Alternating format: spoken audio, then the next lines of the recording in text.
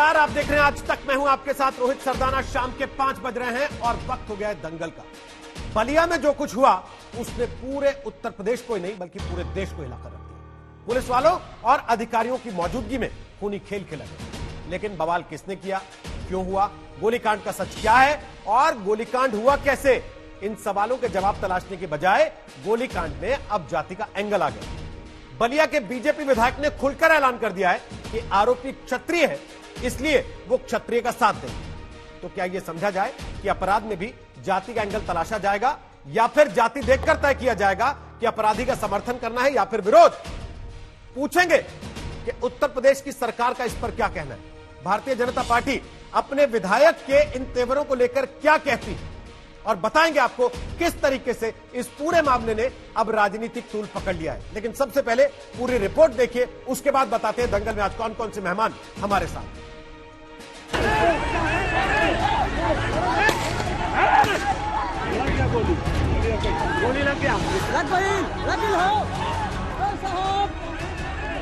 दुर्जनपुर गांव में हुए जिस गुनाह ने पूरे बलिया को सन्न कर दिया, पूरे सूबे को सन्न कर दिया, उसी गुनाह पर जाति का वर्ग चढ़ाकर आरोपी की पर्देदारी करने वाला संवाद बोलते हुए नजर आए हैं माननीय। सुनिए इन्हें। यदि तुमको यादव प्रिय है तो सुरेंद्र सिंह को भी क्षत्रिय प्रिय है, इसलिए क्षत्रिय बालक है। मैंने बताइए, जिसका जान ही संकट में पड़ जाएगा, जान ही संकट में पड़ जाएगा तो उसमें क्या करेगा आदमी? या तो जान बचाएगा भग करके, नहीं तो जान बचाएगा लड़ करके। दूसरा उपाय नहीं होता है। या तो लड़ करके जान बचाएगा, नहीं तो भग करके जान बचाएगा। तो भगने की भी परिस्थिति नहीं है। वो रिटायर्ड जो है कैप्टन है, रिटायर्ड कैप्टन। आप बताइए, सेना का रिटायर्ड कैप्टन इस तरह की बात करता है तो किस परिस्थिति में क्या? उसका 80 वर्ष का बुढ़ा बाप पीटा जाएगा, उसकी बहन पीटी जाएगी, तो क्या वो चुप बैठेगा? तो अखिलेश, तुमको यादव प्रिय है तो हमको भी अपना प्रिय है, हम सबको प्रिय है। इसकी जरूरत होगा तो कुछ भी तिलांजलि दी जा सकती है। न पद का ख्याल, न कद का और न हद का। कहने के लिए सत्तासीन बीजेपी के विधायक हैं, लेकिन शब्दों की गरिमा और माननीय होने की मर्यादा दोनों से इतर जाति की डुगडुगी बजा रहे हैं सुरेंद्र सिंह। यदि तुमको यादव प्रिय है तो सुरेंद्र सिंह को भी क्षत्रिय प्रिय है, इसलिए क्षत्रिय बालक है। सुरेंद्र सिंह बोलने के लिए जाने जाते हैं। बड़बोलापन बेसबब भी बयान बनकर कई बार बाहर आ जाता रहा है। इस बार भी वही हुआ। सुरेंद्र सिंह बलिया गोलीकांड के आरोपी और 25,000 के इनामी धीरेन्द्र प्रताप सिंह के समर्थन में खुलकर सामने आ गए। वो धीरेन्द्र के परिवार के साथ थाने पहुंचे मामला दर्ज कराने। यहाँ सुरेंद्र सिंह भावुक भी हो गए।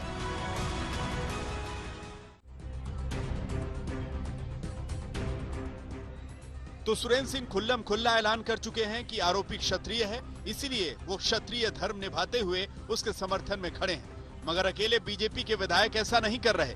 दूसरी ओर योगी सरकार के खिलाफ आग राग गाते रहने वाले ओपी राजभर भी कह रहे हैं कि योगी सरकार धीरेन्द्र को इसलिए बचा रही है क्योंकि वो क्षत्रिय है। ब्राह्मण होता तो बिकरू कांड के आरोपी विकास दुबे की तरह धीरेन्द्र प्रताप की भी गाड़ी पलट गई होती। बचा रहे हैं, पलटेंगे कहाँ? हाँ, अगर वो ब्राह्मण होते तो पलट जाती। हाँ, ब्राह्मण होते तो पलट जाती। इससे आगे बढ़कर ओपी राजभर आरोप लगाते हैं कि योगी सरकार में ब्राह्मण और दलित अल्पसंख्यक सुरक्षित नहीं है। चाहे वो बलात्कार की घटना हो, चाहे हत्या की घटना हो। आपने बलिया के जिक्र किया, मुझे तो आश्चर्य हो रहा है कि जिसकी भी सरकार होती है उसके सरकार पे पुलिस उसके इशारे पे काम करती है। आज बलिया की घटना में साफ साफ जाहिर है कि अपराधी को संरक्षण देने का काम सरकार कर रही है। इधर हमारे सियासतदान राजनीति में उलझे हुए हैं। उधर आरोपी धीरेन्द्र का एक ऑडियो सामने आ गया। धीरेन्द्र इसमें बलिया के सप्लाई इंस्पेक्टर दुर्गा यादव को धमका रहा है। अरे इंस्पेक्टर साहब, क्या बात है भाई? जगजीवन वाले में क्या हुआ है? एसडीएम साहब से बात करिए, हमको नहीं कुछ काम है। जाके एसडीएम साहब प्रसाद वाला जाके देखिए, एसडीएम साहब से पूछिए। ए यादव जी सुनिए, जिस दिन मिल जाएंगे उसी दिन पूछ लेंगे हम। आप जानते नहीं हमको, ठीक है ना? 4 बार विधायक जी के फोन करने के बाद भी आप मर्डर गश्त कर रहे हैं। हाँ, सारा नखरा झड़ जाएगा आपका। आप जानते नहीं अभी। धीरेन्द्र को फरार हुए 48 घंटे से ज्यादा का वक्त हो चुका है। अब तक पुलिस उसे तलाश पाने में असफल है। मगर धीरेन्द्र पर जाति की सियासत भयानक तरीके से शुरू हो गई। बलिया से अनिल और अभिषेक मिश्रा के साथ आज तक ब्यूरो। तो आपको बता दें कि दंगल में आज हमारे साथ सुधांशु त्रिवेदी हैं, वो बीजेपी के राष्ट्रीय प्रवक्ता हैं और राज्यसभा के सांसद हैं। हमारे साथ अनुराग भदौरिया हैं, वो समाजवादी पार्टी के प्रवक्ता हैं। हमारे साथ शांतनु गुप्ता आ गए हैं, योगी आदित्यनाथ पर किताब लिखने के बाद से चर्चा में लेखक हैं, कॉलमिस्ट हैं। और हमारे साथ आ गए हैं पूर्व पुलिस अधिकारी उत्तर प्रदेश के, और हमारे साथ आएंगी सुप्रिया श्रीनाथ, वो कांग्रेस पार्टी की प्रवक्ता हैं। एके जैन साहब उत्तर प्रदेश के पूर्व डीजीपी हैं। आप सबका स्वागत है दंगल में। सबसे पहले सुधांशु त्रिवेदी, मेरा सवाल आपसे है। सर, आदमी फरार है अब तक, और आपके विधायक वहां जाके चैलेंज कर रहे हैं जाति का नाम ले लेके। कोई कार्रवाई नहीं पार्टी की, अपराधियों पर नहीं चलती, कम से कम अपने विधायकों पर तो चलती होगी पार्टी की और सरकार की। देखिए रोहित जी, कोई भी घटना होना एक चीज है, और घटना पर सरकार की प्रतिक्रिया वह यह दर्शाती है कि सरकार ने किस प्रकार से घटना को लिया। आपने देखा कि आरोपियों में गिरफ्तार हुए हैं, जो फरार हैं उन पे 25,000 से लेकर 75,000 तक का इनाम है। जो केस रजिस्टर किया गया है वो रासुका राष्ट्रीय सुरक्षा कानून और गैंगस्टर एक्ट के तहत रजिस्टर किया गया है, जिसमें 6 महीने तक जमानत नहीं हो सकती है, और यदि वो फरार रहते हैं और पुलिस एक निश्चित सीमा में नहीं पकड़ पाती तो उनके घर और संपत्ति की कुर्की हो सकती है। तो सरकार इस विषय पर पूरी सतर्कता के साथ, संवेदनशीलता के साथ और कठोरता के साथ कार्रवाई कर रही है। हाँ, जहां तक बयान की बात है, मैं मानता हूं यह बयान बिल्कुल गलत और दुर्भाग्यपूर्ण है। भारतीय जनता पार्टी किसी भी प्रकार की जात बिरादरी की राजनीति में विश्वास नहीं करती, मगर यह दुख की बात भी है रोहित जी कि इस देश में व्यक्ति समाज नहीं, अपराध और अपराधी, पीड़ित और अपराधी और आतंकवादी, सभी की जातियां देखकर जिन पार्टियों ने दशकों से जाति आधारित राजनीति की है, उनकी वजह से यह समस्या है कि वह जाति एक घुन की तरह बैठ गई। एक से छोटा सा उदाहरण दे रहा हूं, बिहार का चुनाव चल रहा है ना, आपके नेता बयान दे रहे थे सुरेंद्र सिंह जी, ये बीजेपी के ही विधायक हैं सर? हाँ, बीजेपी के विधायक हैं। और तो फिर इसके लिए समाजवादी पार्टी कैसे जिम्मेदार है, या कांग्रेस कैसे जिम्मेदार है, या पीडीपी महबूबा मुफ्ती कैसे जिम्मेदार है? कोई आतंकवादी का समर्थन करने वाली पार्टी या कोई अपराधी को जाति देखकर समर्थन करने वाली कोई और पार्टी कैसे जिम्मेदार है, जब वो नेता आपकी पार्टी का? हाँ, मैं बता रहा हूं। देखिए, विधायक का यह बयान सर्वथा निंदनीय है, और विधायक के ऊपर क्या कार्रवाई होगी वह समुचित कार्रवाई पार्टी अपनी व्यवस्था करेगी। और यह विधायक इससे पहले भी कई बार गैर जिम्मेदाराना बयान दे चुके हैं। मगर अंतर क्या होता है जब शीर्ष स्तर से जातिगत बातें लेकर बात कही जाती हो। बिहार का चुनाव चल रहा है ना, याद करिए जब लालू और मुलायम जी एक पार्टी में थे क्या कहते थे, पूरा बाल निकाल रहा हूं, पूरा बाल। 4 जातियां थी। मुलायम सिंह जी जब अपनी 89 में पहली बार बने क्या कहते थे, आप सब बोलते थे MY कॉम्बिनेशन, 2 जातियों का। याद करिए हरियाणा में अजगर, 4 जातियों का कॉम्बिनेशन। माधव सिंह सोलंकी का गुजरात में खाम, KHAM। ये जो जातियों को सेगमेंटेशन करके, आप अपराध में बताता हूं, ये आपके विधायक को छूट कैसे देता है कि वो वहां बैठ के खुलेआम अपराधी की पैरवी करें और ये कहते हुए करें कि hमारी जाति का है, यादव को तुम बचाते थे तो क्षत्रिय को हम बचाएंगे, हम खड़े होंगे उसके साथ? ये उसको कैसे लाइसेंस देता है? देखिए, यह तो सर्वथा निंदनीय है, सर्वथा भर्त्सना योग्य है। मगर मैंने आपको इसलिए बताया ना, प्रदूषण फैलता है, तो जब प्रदूषण फैलता है तो हर व्यक्ति उससे प्रभावित हो जाता है। इसलिए मैं बताना चाहता हूं कि जब पिछले 40-50 सालों से इसी उत्तर प्रदेश में ये बताइए, जब 1993 में सपा बसपा की सरकार बनी थी तो एक विशेष जाति के अपराधियों के केसेस विड्रॉ किए गए थे कि नहीं, ये कह के कि इनके ये जातियों के साथ अत्याचार हुआ है। और दुर्दांत दस्युओं के जिन्होंने खड़े करके लोगों को गोलियां मारी थी, सारे केस विड्रॉ कर लिए गए थे। तो इसलिए मैं कह रहा हूं कि ये एक बहुत दुर्भाग्यपूर्ण कल्चर जो पिछले 30-40 साल में आया था, परंतु भारतीय जनता पार्टी ने कभी भी शीर्ष नेतृत्व से अपराध अथवा जातिवाद का समर्थन। सुधांशु जी, आप ये बखूबी जानते हैं उत्तर प्रदेश से आते हुए और उत्तर प्रदेश की राजनीति को करते हुए कि इस समय आपकी सरकार के ऊपर जो आरोप लग रहे हैं ठाकुरवाद वर्सेस ब्राह्मणवाद या ठाकुरवाद वर्सेस एनी अदर वाद के, उसमें इनका बयान किस चीज को मजबूती दे रहा है? आपने इसके पहले आज जब आप दंगल में आए यह बयान नहीं सुना था? आपकी पार्टी के किसी नेता को नहीं पता था ये भाई साहब क्या बोल रहे हैं वहां पर?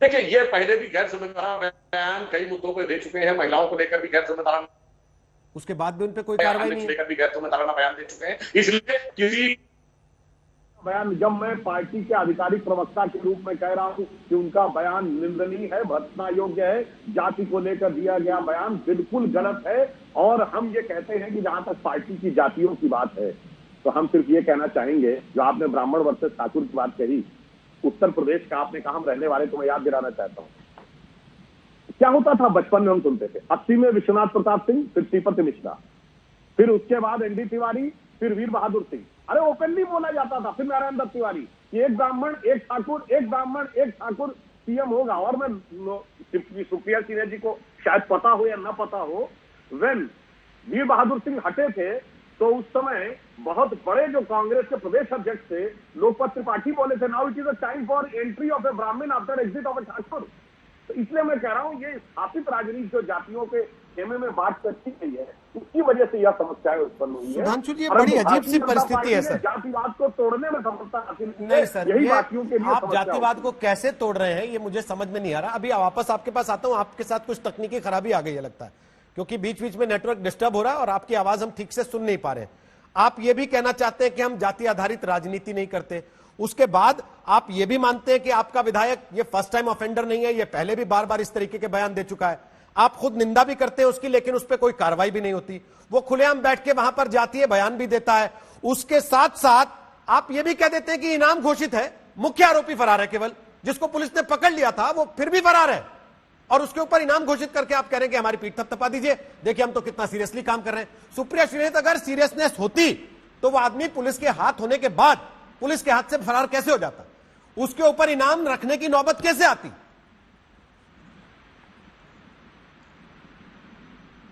भाई ये तो सिर्फ उत्तर प्रदेश में ही हो सकता है। और सुधांशु त्रिवेदी जी, आप ये जो पेट्रनाइजिंग एटीट्यूड बोलते हैं ना कि दूसरे को पता है कि नहीं पता है, मेरा भी जन्म और पालन और भरण पोषण सब उत्तर प्रदेश में ही हुआ है, और मैंने भी राजनीति को बड़े करीब से उत्तर प्रदेश में देखा। तो मुझे बार बार ये ना आप बोला करिए हर शो पे कि मुझे पता है कि नहीं पता है, मुझे भी पता है। अब मैं आपको बताती हूँ उत्तर प्रदेश की असलियत। बलिया में दिन दहाड़े कैमरे पर भी कैद है कि कैसे एक आदमी एक व्यक्ति की हत्या कर देता है। 6 पुलिस वाले उसको घेरते हैं, गिरफ्तारी करते हैं, गिरफ्त में लेते हैं और वो भाग जाता है। अब आप पहले मुझे बताइए कि 6 पुलिस ऑफिसर्स की गिरफ्त से एक आदमी भाग कैसे जाता है, उसको भगाया जाता है, क्या पुलिस कल्प्रिट है कि नहीं है, पहली बात। दूसरी बात, विधायक महोदय तो चलो सुधांशु त्रिवेदी जी मान रहे हैं पहली बार कल्प्रिट नहीं है, ये तो सीरियल कल्प्रिट है। ये तो बड़ी ही बेहूदी, बदतमीजी और उल जलूल बातें औरतों के लिए कह चुके हैं, हाथरस तक के कांड में इन्होंने कही। आप ये मत कहिए कि मैं आधिकारिक प्रवक्ता होकर उसकी भर्त्सना करता हूं। आपकी पार्टी को कार्रवाई करनी चाहिए, आपकी पार्टी कार्रवाई नहीं करती है, और इसीलिए इन लोगों को मनोबल मिलता है, इनको ये संबल मिलता है कि हम कुछ भी कह सकते हैं, हम कुछ भी कर सकते हैं। इन्होंने पहले दिन ही इस आदमी को बचाने की कोशिश कर दी। पहले दिन इनका बयान क्या था, आप ही के चैनल पे मैंने सुना, क्रिया की प्रतिक्रिया होती है। अब वो जात को लेकर उतर गए, वो थाने पहुंचकर धमका रहे हैं। आपने ऑलरेडी एक ऑडियो सुना है जो वायरल हो गया है आरोपी का, धीरेन्द्र सिंह का, जब वो कैसे एक दरोगा को उलझा रहे हैं, उसको कैसे धमकी दे रहे हैं। ये किस तरह का कानून का राज है उत्तर प्रदेश में? सच तो ये है रोहित जी कि पॉलिटिकल पेट्रोनेज के चलते, राजनीतिक संरक्षण के चलते जो अपराधी है उसको कहीं ये संबल मिला हुआ है, उसको कहीं ये हौसला है कि अपराध तो हम कर लेंगे, हमारे आका लोग बैठे हैं, हमें बचा लिया जाएगा। ये उत्तर प्रदेश की असलियत है, और इसमें पुलिस 2 रोल निभाती है। या तो पूरी तरह से निरंकुश है, जो हमने देखा हाथरस में हुआ और बाराबंकी में हुआ, या पुलिस मूक दर्शक बन जाती है, राजनीतिक संरक्षण देने लगती है, उनके साथ निभाने लगती है, जैसा कि हमने यहां पर बलिया में देखा। तो 2 ही रोल निभा रही है पुलिस, लेकिन पुलिस की और प्रशासन की जिम्मेदारी सरकार की है। वो क्या कर रही है बताइए। 2 चीजें सुधांशु जी, एक ये सुरेंद्र सिंह जिनका जिक्र हो रहा है, वो कह रहे हैं मैं सड़क पे उतरूंगा जरूरत पड़ेगी तो, और आप अभी तक निंदा ही कर रहे हैं उनकी। पहली बात, वो पार्टी के अनुशासन में है या नहीं, और अगर है पार्टी और सरकार के अनुशासन में, तो सरकार और पार्टी उन पर क्या कार्रवाई कर रही है, इसका जवाब चाहिए। दूसरी बात, कल आपके सहयोगी उत्तर प्रदेश की कैबिनेट के मंत्री सिद्धार्थनाथ सिंह यहां बैठे थे, उन्होंने इशारों में कह दिया कि ये पुलिस वाले जो भर्ती हुए हैं ये तो पिछली सरकारों में भर्ती हुए हैं। तो क्या मैं ये मान लूं कि यूपी की पुलिस भी यूपी की सरकार के कहने से बाहर है? पुलिस वाले अपनी मर्जी से पकड़ते और छोड़ देते हैं, अपनी मर्जी से उठाते और आग लगा देते हैं आधी रात में शवों को। देखिए, मैं ये कहता हूं आज हमारी सरकार है तो जिम्मेदारी हमारी, कोई किसी भी सरकार के समय में हुआ हो, परंतु यह भी यथार्थ है कि पुलिस भर्ती घोटाला हाईकोर्ट के द्वारा उसकी जांच हुई थी। तो यह भी एक यथार्थ है कि पुलिस भर्ती में किस ढंग के घोटाले पिछली सरकारों के समय में, विशेषकर माननीय भदौरिया जी की सरकारों के समय में हुए हैं, वो एक अलग विषय। परंतु हम उस कारण से बचाव लेना नहीं चाहते। और अभी सुप्रिया जी ने एक बात कही कि अपराधियों को संरक्षण देकर स्थापित किया जाता है। आपको पता है सुप्रिया जी कि इस देश के इतिहास में पहली बार किसी अपराधी को संरक्षण देकर कब राजनीति में स्थापित किया गया? और वो उत्तर प्रदेश की घटना थी और आप ही की महान पार्टी थी। तब जब 1978 में प्लेन हाईजैक करने वाले पांडे बंधुओं को विधानसभा और लोकसभा का टिकट देकर 20 साल तक कांग्रेस ने विधायक बना के रखा, क्योंकि उन्होंने प्लेन हाईजैक किस बात के लिए किया था कि इंदिरा गांधी को छोड़ दो। और भदौरिया जी की पार्टी ने फूलन देवी पे केसेस विड्रॉ किए। मैं इसलिए ये नहीं कह रहा हूं कि मैं इस छोटी सी घटना का बचाव ले रहा हूं, मैं आपको बताना चाहता हूं कि ये जहर इन पार्टियों ने कितने गहन तरीके से, और इन्होंने कार्रवाई की बात कही सुप्रिया जी, मैं बिल्कुल जिम्मेदारी से कहता हूं कार्रवाई हुई है तो यह अनुचित है, पार्टी उस पर प्रभावी कार्रवाई करेगी, क्योंकि हमारे यहाँ जनप्रतिनिधियों यानी एमएलए और एमपी पर कार्रवाई की एक प्रक्रिया है जिसमें मिनिमम 15 दिन का समय है वगैरह। वो मगर ये बताइए, ये भारत से कश्मीर अलग हो जाना चाहिए, सैफुद्दीन सोज अपनी किताब में लिखते जम्मू कश्मीर अध्यक्ष की थी कार्रवाई। अफजल गुरु जिसको सुप्रीम कोर्ट ने कहा कि उसने देश की संसद पे हमला किया, उसके लिए शशि थरूर और मणिशंकर अय्यर ने कहा की थी कार्रवाई। आप बताइए ना, जिन लोगों ने सीधे देश को तोड़ने की बात कही, जिस समय 26/11 हाफिज सईद ने कराया और दिग्विजय सिंह ने कहा हाफिज सईद ने नहीं कराया, आरएसएस ने कराया, की थी कार्रवाई। आपकी पार्टी का इंटेलिजेंस ब्यूरो का चीफ आपकी सरकार में कह रहा था कि इशरत जहां आतंकवादी है और आपके नेता कह रहे थे इशरत बिहार की बेटी है, की थी कार्रवाई। इसलिए मैं कह रहा हूं छोटा अपराध पे राजनीति और बड़े अपराध पे दूसरी राजनीति। रोहित जी कुछ बोलना चाहती हूं। नहीं की थी कार्रवाई, अपराध है, उसका नतीजा आपके सामने है। इनके पास है 54 सांसद, आपके पास है 300 से ज्यादा रोहित जी नहीं, आप आज मुझे की बोलने का सरकार में मौका आप दीजिए। जवाबदेह हैं। मैं वापस आपके पास आऊंगा, सुप्रिया जवाब दे रही है आपकी बात का, उसके बाद अनुराग भदौरिया और शांतनु गुप्ता और जरा जैन साहब को भी चर्चा में लेके आते हैं। बोलिए सुप्रिया श्री, जवाब दे दीजिए इनको। असल में दिक्कत की बात तो यह है ना कि भाजपा के किसी भी नेता से, किसी भी प्रवक्ता से आप बात करिए तो वो 40 साल पहले की बात करते हैं।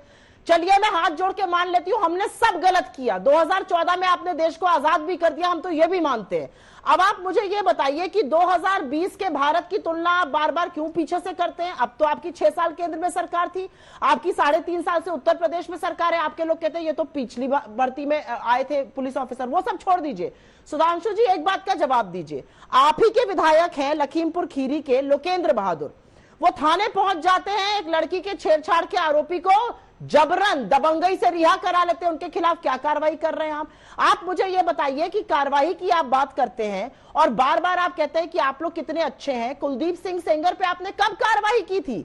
जब हाई कोर्ट ने हस्तक्षेप करके कहा था कि सरकार क्या कर रही है, उन्होंने बड़े कड़े उसके शब्दों में निंदा करी थी। चिन्मयानंद जी पर आपने कब कार्रवाई की थी? जब हाई कोर्ट ने हस्तक्षेप किया था। तो प्लीज देश की आंख में धूल झोंकने का काम बंद कर दीजिए। आपसे बात करी जाती है उत्तर प्रदेश की, आप चले जाते हैं जम्मू कश्मीर पे, आप बात करने लगते हैं 26/11 की। अरे आज की बात कर लेना। मैं तो मानती हूं कि उत्तर प्रदेश ने आप में विश्वास जताया, आपको 312 सीटें दिलाई, लेकिन हां ये भी सच है कि उन 312 एमएलए में से 83 ऐसे एमएलए हैं भाजपा के जिनके ऊपर जघन्य अपराध, रेप और मर्डर जैसे अपराध चल रहे हैं। उसके बारे में आप क्या कहिएगा? और क्या ये प्रतिबिंब नहीं है हमारे समाज में वहां क्या हो रहा है और कानून व्यवस्था क्यों ध्वस्त पड़ी हुई है? ठीक। अनुराग भदौरिया, जो सरकार में रहता है वही धूल झोंकता है क्या? आपके ऊपर भी यही आरोप लगते थे, कांग्रेस की सरकार पे भी यही आरोप लगे, अब बीजेपी पे भी वही आरोप लग रहे हैं। देखिए मुझे सुधांशु जी की बेचारगी जो होता है, बेचारापन पे तरस आ रहा है कि उनके पास जवाब नहीं है। तो 1970 में चले गए, 1980 में चले गए, 1990 में चले गए। वो ये भूल गए कि 3.5 साल से सरकार उनकी है। उन्होंने जनता को सपना दिया था हम आएंगे तो उत्तर प्रदेश को अपराध मुक्त बनाएंगे, इसलिए, और इन्होंने नारी सम्मान की बात की थी। आज उनको उत्तर प्रदेश ने चुन लिया तो ये आपने तो इलेक्शन के समय नहीं बताया था हम आएंगे तो 2014 की पहले की बातें करेंगे, 1970-80 की बातें करेंगे, तब तो नहीं बताया आपने।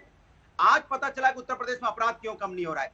इसलिए कम नहीं हो रहा है, देश की जो भारतीय जनता सरकार है उसने नुमा लोगों को पाल रखे हैं, इन्होंने गुंडे पाल रखे हैं, सपोर्टर के रूप में गुंडे पाल रखे हैं, इनके विधायकों ने सपोर्टर के रूप में गुंडे पाल रखे, तो अपराध कहां से रुकेगा? अगर इन्होंने गुंडे नहीं पाले होते, जो अपराधी ने आज गोली मारी है इसको तो 2019 में इसमें चार्जशीट है, वो आज तक अरेस्ट नहीं हुआ था, आज तक उसको जेल जाने का मौका नहीं जाने दिया भारतीय जनता पार्टी ने। उसका मनोबल इतना बढ़ गया कि आज उसने गोली मार के एक व्यक्ति की हत्या कर दी। इसके मतलब आपने गुंडे पाल रखे हैं, इसीलिए उत्तर प्रदेश के अंदर में ना महिलाएं सुरक्षित है ना जनता सुरक्षित है। और जिस तरह की बातें आप करते हैं, आपके राजनीति में ये जो जाति धर्म की राजनीति आप करना चाहते हैं, आपका विधायक बार बार आप कह रहे हैं नहीं प्रक्रिया होती है, 3.5 साल से आप विधायक को निकाल नहीं पाए पार्टी से। एक विधायक आपके पास ऐसे हैं, कौन विधायक है जो सरकार के खिलाफ नहीं बोल रहा है? लगातार सारे के सारे विधायक, क्या लोनी के विधायक ने सरकार के खिलाफ नहीं बोला? क्या हरदोई के विधायक ने सरकार के खिलाफ नहीं बोला? क्या सीतापुर के विधायक ने सरकार के खिलाफ नहीं बोला? लेकिन आप क्यों? क्योंकि ये लोग लगातार इस तरह का अत्याचार आप समाज के अंदर में आप विधायकों को बढ़ावा देते हैं, उसके बाद आपकी हिम्मत नहीं होती उनमें कार्रवाई करने की। आप जाति धर्म की राजनीति को बताइए, किस विधायक ने आज तक जाति धर्म की राजनीति एक बात तो बताइए तौर पे की है? बताइए आप। अब एक बात तो बता दीजिए, सीधे तौर पे जाति धर्म की एक सवाल पूछ लूं आपसे, मैं शांतनु के पास जाऊं उसके पहले एक सवाल पूछ लूं। बोले सवाल पूछूं या चुटकुला सुनाऊं वही वाला जो आपकी सरकार में चलता था, यादव वाला? नहीं, हमारे सरकार में, इस सरकार में चुटकुला सुनाइए ना। नहीं, आप इसमें तो सुना ही रहे, इसमें तो सुना ही रहे। ये आपको याद दिलाऊं, जो आप अचानक आज जाति धर्म से ऊपर हो गए हैं और आप हो गए हैं संत महात्मा एकदम से। नहीं, ये जो आप अचानक संत महात्मा हो गए हैं जनता के धक्का देके बाहर कर दिए जाने के बाद, अगर आप सही रहते अपने समय पे शायद, तो हो सकता आप ही सरकार में होते आज, क्योंकि आप तो दावा करते हैं आपने बहुत काम किए थे। लेकिन मसला यह है कि आप भी तो उसी जाति धर्म में उलझे थे ना, आपके ऊपर भी तो यही आरोप थे ना कि आपके राज्य में भी एक जाति विशेष और एक समुदाय विशेष, केवल उन्हीं लोगों को खुली छूट रहती थी। क्या आप लोगों ने उनको सरकारी प्रश्रय दे रखा था, छूट दे रखी थी कि अगर तुम्हारी जाति है तो पुलिस वाला कोई हाथ नहीं लगाएगा क्योंकि उसी जाति के लोग पुलिस में भर्ती होंगे? मैं तो चैलेंज करता हूँ रोहित जी, सुधांशु जी बैठे हैं, समाजवादी ने विकास जो करके दिखाया है, ये एक विकास का नाम गिना दे उत्तर प्रदेश के अंदर में 3.5 साल से मैं गिनाता हूँ, इनसे गिनाने को पूछे ना, डिबेट छोड़ के भाग जाए, मेरा नाम बदल देना। पूछो इन्होंने कौन सा हॉस्पिटल बनाया है? क्या एक हॉस्पिटल का नाम ले सकते हैं? एक यूनिवर्सिटी का नाम ले सकते हैं? एक रोड का नाम ले सकते हैं? हम समाजवादियों ने जो काम करके दिखाया वो आज तक बीजेपी के लोग भी, हमारे दुश्मन भी जो बीजेपी के लोग हैं वो भी कहते हैं समाजवादियों ने एक्सप्रेस वे बनाया, मेट्रो बनाई, समाजवादी पेंशन दी, 1090 महिला बनाया, आजम खान वाली यूनिवर्सिटी जरूर बताइएगा, जो यूनिवर्सिटी खड़ी की थी आपने। आजम खान वाली यूनिवर्सिटी भी गिरवा दीजिए फटाफट।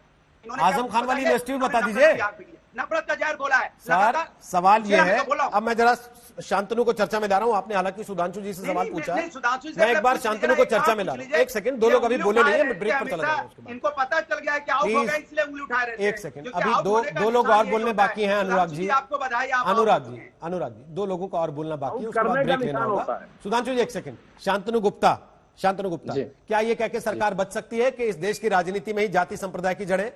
अगर सरकार का इकबाल है तो ये विधायक ऐसे खुलेआम बयान कैसे दे रहा? अगर सरकार का इकबाल है तो ये विधायक सीरियल ऑफेंडर होकर भी कैसे पार्टी में इस समय तक मौजूद है?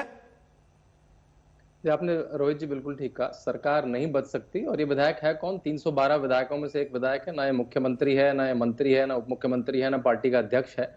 तो एक विधायक की निजी राय है और मुझे अच्छा लगा सुधांशु जी के मुंह से सुन के कि जो कार्रवाई करी जाएगी। देखिए, मुझे लगता है आपके चैनल में भी अगर कोई गलत रिपोर्टिंग करेगा तो आप उसको एक प्रक्रिया होगी, उसकी भी तो प्रक्रिया होगी, जैसे सुधांशु जी ने कहा, उसको छोड़ दीजिए। लेकिन आप इस बात से भी नहीं मुकर सकते, क्योंकि मैं खुद उत्तर प्रदेश से आता हूं, बरेली में मेरा जन्म हुआ है, माताजी पिताजी मुरादाबाद रामपुर से हैं, कि उत्तर प्रदेश कैसे जाति में बट गया। पार्टी की एंटिटी होती थी और सारे स्लोगन होते थे, तब बहुत सारे सोफोलॉजिस्ट कहते थे कि तो सोशल इंजीनियरिंग है, मुलायम सिंह यादव की सोशल इंजीनियरिंग है, मायावती की सोशल इंजीनियरिंग है, वो गालियां देती थी, इसको मारो जूते चार, कभी ब्रह्मा विष्णु महेश है, तब वो सोशल इंजीनियरिंग हो जाती थी।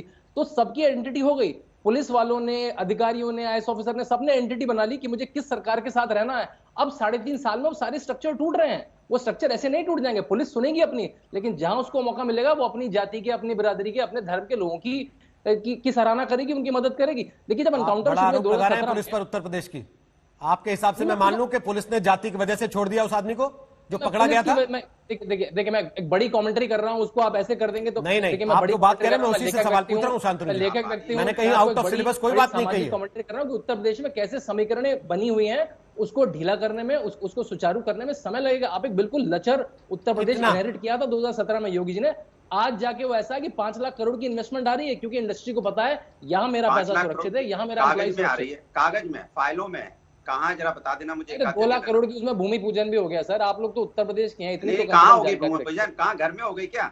घर में कर ली क्या आपने? आइए नोएडा में आइए, मैं दिल्ली में रहता हूँ, नोएडा में नाम बताइए ना। अरे मैं आपको लेके चलूंगा, जगह का नाम बताइए, कहाँ भूमि पूजन हुई है?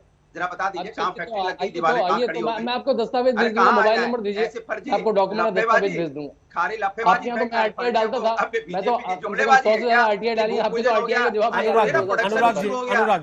अनुराग जी लगातार नहीं ना, अनुराग जी लगातार नहीं, प्लीज नहीं, मैं तो याद दिला रहा था कि प्रोडक्शन अनुराग जी प्लीज बोल लेने दीजिए ना उनको, प्लीज बोल लेने दीजिए उनको एक बार, बोले शांतनु। आखिरी कमेंट और करूंगा। 2017 में जब एनकाउंटर शुरू हुए तो उन्होंने कहा ये तो मुस्लिम विरोधी पार्टी है, केवल मुस्लिमों के एनकाउंटर है। जब एनकाउंटर के लोगों की नाम की लिस्ट आई तो उन्होंने कहा नहीं ये तो ऊंची जाति का सपोर्ट कर रहे हैं, नीची जाति का नहीं कर रहे हैं। विकास दुबे मरा तो कहा ये ब्राह्मण के विरोधी हैं। सेंगर को पकड़ा गया तो कह रहे हैं हमने तो सीबीआई तो मोदी की है, ये तो कभी नहीं पकड़ेगी, फिर सेंगर भी जेल चला गया। देखिए आप क्या करते हैं, हर मुद्दे में एक नई जात ले आते हैं, कॉम्बिनेशन देखते हैं यहाँ सूट हो रहा है तो बोलना शुरू कर देते हैं। ऐसा नहीं है, ऐसा नहीं है। अगर आप पहले उनका डीएम सारे ठाकुर भर दिए हैं। अच्छा एक बात बताइए, जो नरेंद्र सिंह और देवेंद्र सिंह भाई हैं धीरेन्द्र सिंह के, क्या वो ठाकुर नहीं है? उनको क्यों धर लिया फिर पुलिस ने? तो ये कमेंट्री करना छोड़ दीजिए। आप लोगों का दिमाग वायर्ड है कि मैं सोच ही नहीं सकता उसके बियॉन्ड। मुझे यादव, ठाकुर, पाल इसके बियॉन्ड दिखता ही नहीं है। ठीक है, इस व्यवस्था को छोड़िए। अब एक नए तरह का देश है। सर इस समय तो लेकिन बीजेपी के विधायक ने दिखाया, जिसको आपने कह दिया 312 में से एक है, इसके बारे में क्यों पूछ रहे हो, बाकियों के बारे में क्यों नहीं पूछते हो? मैं जरा जैन साहब से कमेंट ले लूं फटाफट, फिर ब्रेक पर जाना है। जैन साहब, क्या ये कह के सरकार अपनी जिम्मेदारी से बच सकती है कि कुछ पुलिस वाले अपनी जाति के लोगों को संरक्षण दे देते हैं? क्या सरकार ये कह के बच सकती है कि साहब पुलिस में तो बहुत सारे ऐसे लोग हैं जो हमने भर्ती नहीं किए, तो पिछली सरकारों ने भर्ती कर रखे? देखिए, जो बलिया की घटना हुई है, एज एक्स डीजीपी यूपी में इतना कह सकता हूं कि शर्मनाक घटना है कि पुलिस की मौजूदगी में, एसडीएम सीओ की मौजूदगी में, एसएचओ की मौजूदगी में घटना हुई। नंबर एक, पहले से इस बात का संज्ञान था कि वहां पर दो पक्षों में तनाव हो रहा है कोटे की दुकान को लेकर।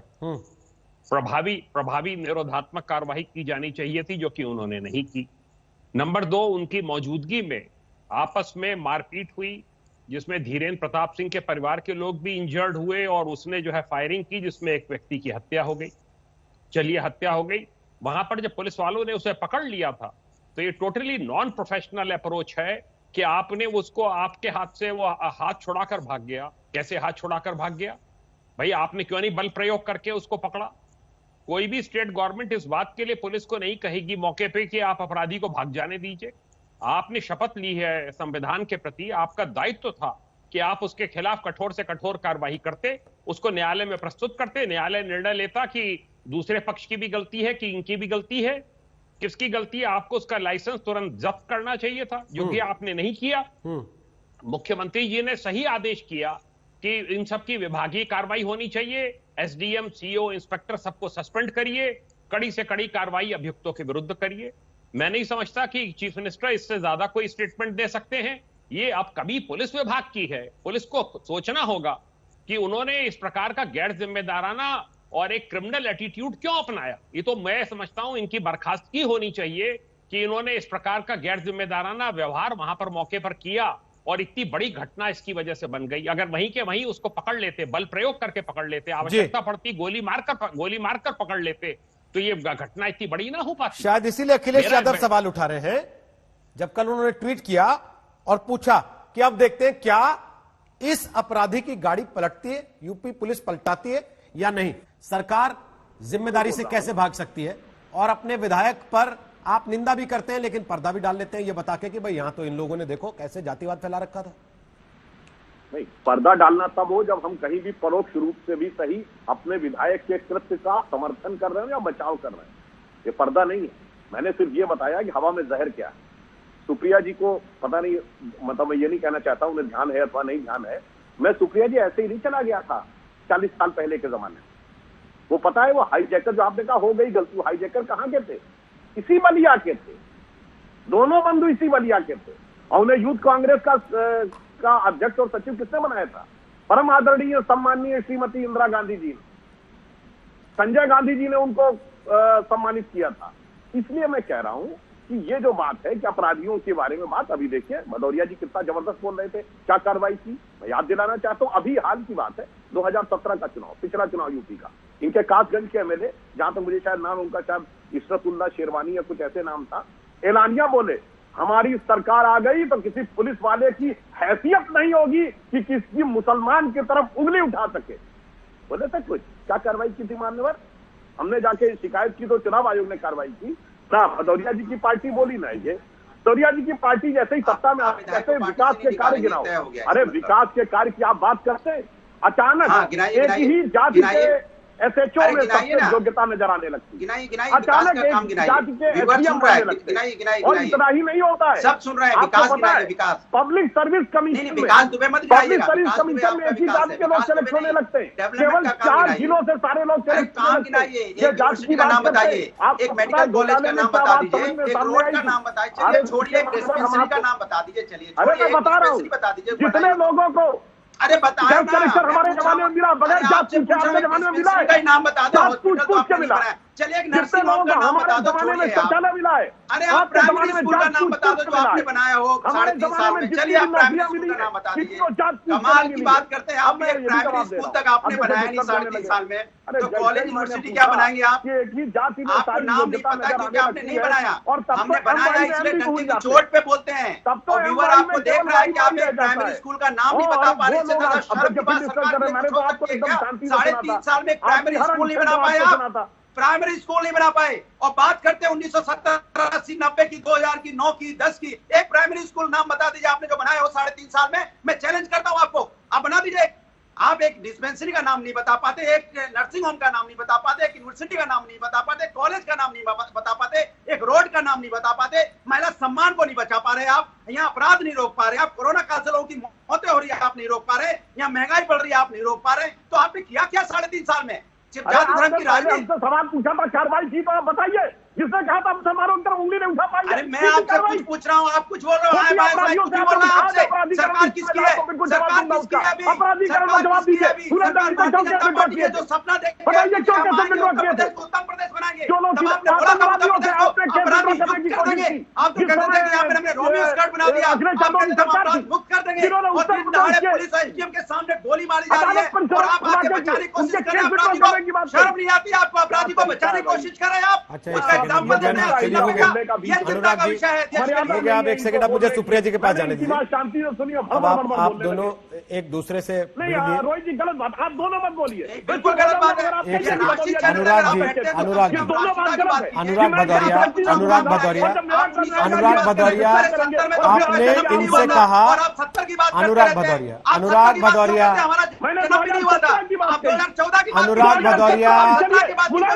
सुधांशु जी एक सेकंड, मेरा निवेदन है दोनों रुक जाइए एक सेकंड, नहीं तो मुझे दोनों की आवाज बंद करके फिर सुप्रिया के पास जाना है। एक सेकंड चाहिए आपको बोलने के लिए, आप भाषण देते हैं।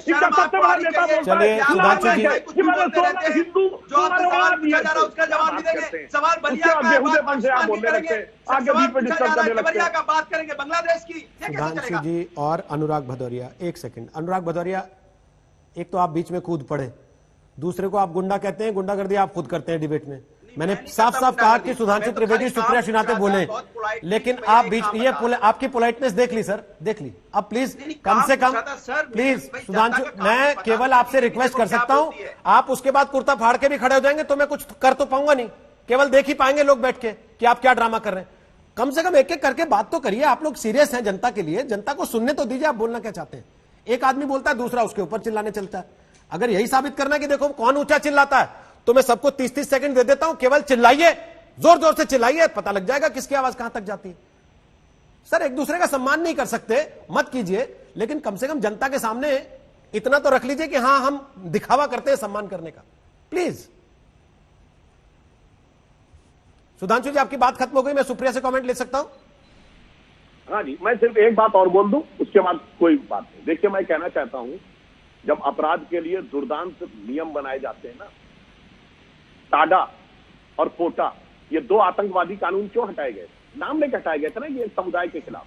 कोटा तो लगाया हमने, तो हटाया कांग्रेस, टाडा तो लगाया भी इन्होंने, हटाया भी इन्होंने। तो उसके बाद आप सरकार में आ चुके, जाति और समुदाय से अब सरकार में बैठ के भी अगर आप यही हवाले देंगे कि इंदिरा गांधी ने ऐसा कर दिया था इसलिए आज ऐसा हो रहा है, जवाहरलाल नेहरू ने ऐसा कर दिया था इसलिए आज ऐसा हो रहा है, राजीव गांधी ऐसा कर गए थे इसलिए आज ऐसा हो रहा है, और नरसिंह राव ने ऐसा कर दिया था इसलिए आज ऐसा हो रहा है, तो सर जनता उसको कितना स्वीकार करेगी? मुझे नहीं पता सर, मैं सुप्रिया जी से कमेंट लेना चाहता हूँ। एक वाक्य रोहित जी, रोहित जी, अगर आप ये कहेंगे कि हमारे एक विधायक के गैर जिम्मेदाराना भर्सना योग बयान सर, आप जिस दिन उस पर कार्रवाई करेंगे मैं आपके लिए ताली बजाऊंगा यहीं बैठ के, नाम पे प्रेम मेरा वादा रहा आपसे, लेकिन आप कार्रवाई कीजिए पहले उस पर। आप खुद कह चुके कि वो सीरियल ऑफेंडर है। सुप्रिया जी कहते हैं कि हमारे विधायक इंदिरा गांधी जी के समकक्ष है, मैं चुप हो जाऊंगा। सर, मैं केवल ये कह रहा हूं कि आप उस पर जिस दिन कार्रवाई करेंगे मैं आपकी तारीफ कर दूंगा यहां बैठ के, लेकिन आप कम से कम कार्रवाई करके दिखाइए तो सही। विधायक खुलेआम घूमता है, सुप्रिया जी टीवी पे बैठ के सुधांशु जी खुद स्वीकार कर रहे हैं कि वो सीरियल ऑफेंडर है, वो बार बार इस तरीके की हरकतें करता है, उसके बावजूद वो विधायक भी है, वो पार्टी का सदस्य भी है, पार्टी का सम्मानित नेता भी है, और यहां तक धमकी दे रहा है कि मैं सड़क पे उतरूंगा और मैं आंदोलन करूंगा सरकार के खिलाफ अगर मेरे लड़के पे कार्रवाई की गई तो।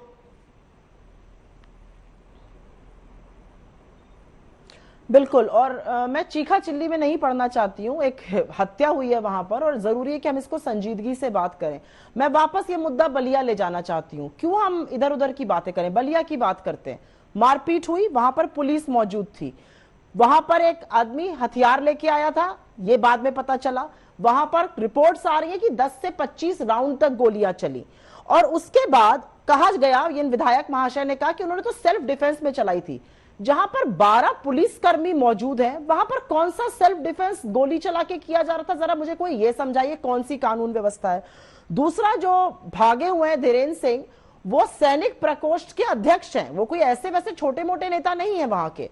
और ये कह देना कि भाई वो 312 विधायकों में से एक है, ये बात गले के नीचे इसलिए नहीं उतरती है क्योंकि जो सार्वजनिक जीवन में वो निर्वाचित सदस्य है। हम सबसे आशा करी जाती है कि हम जो सार्वजनिक जीवन में हम एक एग्जाम्पल सेट करें। ये एग्जाम्पल सेट कर रहे हैं कि पहले क्रिया की प्रतिक्रिया, फिर की भाई सेल्फ डिफेंस, अब जात धर्म पे उतर आए हैं। और दूसरा, मुझे एक बात ये कहनी है कि कैलाश विजयवर्गीय तो भाजपा के ही राष्ट्रीय उपाध्यक्ष हैं। उन्होंने हंसते फिरते अभी क्या एक हफ्ते भर पहले बात कही थी, अरे योगी जी का तो वो प्रदेश है जहां पर गाड़ियां पलट जाती हैं। अब कानून को अपने हाथ में ले लेना और पुलिस की निरंकुशता को मजाक बनाकर भाजपा के नेता बोल रहे हैं, तो कार्रवाई की बात मत करी जाए। और मैं देखूंगी विधायक के खिलाफ क्या कार्रवाई होगी। मैं तो पूछती हूँ, रंजीत श्रीवास्तव तो विधायक नहीं है, बाराबंकी के, उन्होंने क्या कहा, जिन लड़कियों का रेप और हत्या होती है वो गन्ने के खेत में ही क्यों पाई जाती है, उनको तत्काल निष्कासित क्यों नहीं किया पार्टी ने? इस बात का जवाब तो आज सुधांशु त्रिवेदी जी को देना ही पड़ेगा। और एक छोटी सी बात कह के मैं अपनी बात खत्म करूंगी कि हम छोटे छोटे कनिष्ठ पुलिस को, एक मिनट, कनिष्ठ पुलिस कर्मियों की बात करते हैं, उनके खिलाफ एक्शन हो गया। भाई बड़े लोग क्यों बाहर है इससे? एडीजी लॉ एंड ऑर्डर को लॉ ही नहीं पता उत्तर प्रदेश में, वो एडीजी लॉ एंड ऑर्डर क्यों बने हुए हैं? ये तो इलाहाबाद हाईकोर्ट कह रहा है, हम तो नहीं कह रहे हैं। तो उत्तर प्रदेश में कानून व्यवस्था परे रखकर सरकार चलाई जा रही है, ये बात तो सर्वसम्मति से अब विधायक सुरेंद्र सिंह ये कह रहे हैं कि सेल्फ डिफेंस में गोली चलाई शांतनु गुप्ता। धीरेन्द्र सिंह वीडियो जारी करता और कहता कि मैंने तो गोली चलाई नहीं। ये एक तो दोनों का आपस में ही कंफ्यूजन कि भाई कहना क्या है पब्लिक डोमेन में जाके। कुल मिला के क्या ये रणनीति है कि कंफ्यूजन पैदा कर दो और उस कंफ्यूजन में से फिर आरोपी को निकाल ले जाओ किसी तरीके से? नहीं, मेरे ख्याल से ऐसा कुछ भी नहीं है। मैंने दोनों बातें जो आपके सामने रखी है तथ्य है शांतनु जी, मैंने कोई अपनी तरफ से तो बना के नहीं कहा। आपने बिल्कुल आपने अपनी तरफ से नहीं कहा। वो बाहर वो धीरेन्द्र सिंह भाग रहा है, अपने डिफेंस में एक वीडियो जारी कर रहा है। लेकिन आप देखिए, प्रशासन का इस पे फर्क पड़ रहा है क्या टीमें रोक दी गई? क्या उसके भाई को कल नहीं गिरफ्तार किया गया? क्या उसके दो भाई और 4 साथी जो और क्षत्रिय समाज के हैं, क्षत्रिय समाज का अकेला नहीं है, उनको नहीं गिरफ्तार कर लिया गया क्या? तो इसलिए मतलब जहां तक हमें डिबेट में फिट बैठता है हम उसको बोल देंगे और कल वो गिरफ्तार हो गए तो हम सब भूल जाएंगे। ऐसे देखिए, ये हिट एंड रन वाली पत्रकारिता मुझे लगता है आप पे शोभा नहीं देती। तो और कोई भी भाजपा के किसी भी एक व्यक्ति ने या तो विधायक का समर्थन कराओ, विधायक खुद कह रहा है कि मैं धरने में बैठ जाऊंगा। क्यों धरने में बैठना पड़ रहा है? मतलब सरकार और प्रशासन उसकी बात नहीं सुन रहा है। ये वो समय नहीं है जब गायत्री प्रजापति को सुप्रीम कोर्ट को कहना पड़ता था कि अरेस्ट करें। मैं आमतौर पे उत्तर प्रदेश में क्राइम पहले भी उत्तर प्रदेश में क्राइम होता है। मैं हिट एंड रन की पत्रकारिता नहीं करता हूं, तब तक लगातार हिट करता रहूंगा जब तक आप रन करते रहेंगे, इस विधायक को बचाते रहेंगे। कार्रवाई कर दीजिएगा, उस दिन हिट करना बंद कर दूंगा, ये मेरा वादा रहा आपसे। AK जैन साहब, लास्ट कमेंट ले रहा हूं आपसे, पुलिस जिम्मेदार है या सरकार मौजूदा हालात के लिए? किसको जिम्मेदार मानेंगे? बिल्कुल पुलिस को जिम्मेदार मानता हूं। पुलिस ने शपथ ली है संविधान के प्रति, पुलिस ने शपथ नहीं ली है किसी राजनीतिक पार्टी के प्रति। किसने रोका था इनको मौके पर अभियुक्त को गिरफ्तार करने से? किसने रोका था इनको कि उसके शस्त्र को कब्जे में ना लिया जाए? किसने रोका था इनको, रेवती थाने की पुलिस को, कि वहां पर निरोधात्मक कार्रवाई ना करें और उनकी मौजूदगी में दंगे फसाद हो रहे हैं? ये नॉन प्रोफेशनल एटीट्यूड है पुलिस का जो इसके लिए जिम्मेदार है, और इससे उत्तर प्रदेश की सरकार को पूरे एडमिनिस्ट्रेशन को शर्मिंदगी उठानी पड़ती है। और मैं ये मांग करता हूं कि ऐसे ऐसे पुलिस कर्मचारियों को जो अगर किसी राजनीतिक प्रभाव में है भी, तो ये उनको विभाग में रहने का कोई हक नहीं है। अगर ये एक अपराधी को नहीं पकड़ सकते जो कि गोली मार रहा है और वहां पर उसकी मौत हो जा रही है, वहां गोलियां चल रही हैं, आवाज सब सुन रहे हैं, आपने भी सुनी, मैंने भी सुनी, और वो कहते हैं कि वो छुड़ा के ले गई भीड़। छुड़ा के अगर भीड़ ले गई थी तो इनको एक और जवाब दीजिए मुकदमा सुधांशु जी, कायम कराना आखिरी चाहिए कमेंट, था। बस 30 सेकंड आखिरी कमेंट। साफ साफ कह दिया उन्होंने कि ये पुलिस की जिम्मेदारी थी और पुलिस ने नहीं किया, और उसकी वजह से बिल्कुल सरकार पुलिस के की इकबाल पे जिम्मेदारी सवाल थी। उठते हैं। हाँ रोहित जी, बिल्कुल पुलिस की जिम्मेदारी थी, इसीलिए 11 पुलिस प्रदेश सरकार को रिपोर्ट करती है ना। मैं बोल सकता हूं, देखिए पुलिस की जिम्मेदारी थी, बिल्कुल 11 पुलिस कर्मियों को इसीलिए निलंबित किया है। मगर बहस का मुद्दा कई बार विपक्षी कैसे बदल देते रोहित जी। चंद महीने पहले की तो बात है, जो सुप्रिया जी ने कहा बड़े लोग, तो इनकी बड़ी नेता प्रियंका जी कहां जाती थी, अपराध के आरोपियों घर पे इनकाउंटर हो रहा है, पुलिस मार रही है, तब उनके जाके आंसू भाव। आज कह रहे हैं कि पुलिस सख्ती नहीं कर रही, तो समझ में नहीं आता भाई। एक बार पुलिस अपराधियों को मार दे तो वहां जाके सुधांशु जी आंसू कुछ बहाने सोच लगो, समझ फिर के कहो कि बोला पुलिस करिए, अपराधियों को जिम्मेदार मार नहीं व्यक्ति हैं रही। आप। फिर दोनों में से सत्य क्या है ये राज्यसभा में बता मिल दो, गई है दोनों आपको, एक साथ थोड़ा नहीं हो सोच सकते। समझ के बोला करिए। क्या चलिए समय समाप्त हो गया, माफी चाहते हुए। कोशिश रहती है कि सबके कमेंट्स पूरे लिए जाएं, लेकिन अब समय इजाजत दे नहीं रहा, और समय इस बात की भी इजाजत नहीं दे रहा कि अपराधी इस तरीके से खुले घूमते रहे, अपराधी इस तरीके से पुलिस को लगातार चैलेंज करते रहे, और सरकार हर बार यह कह के बचती रहे कि पुलिस का फेलियर था, क्योंकि सरकार की ही जिम्मेदारी है कि पुलिस भी सही तरीके से अपना काम करे।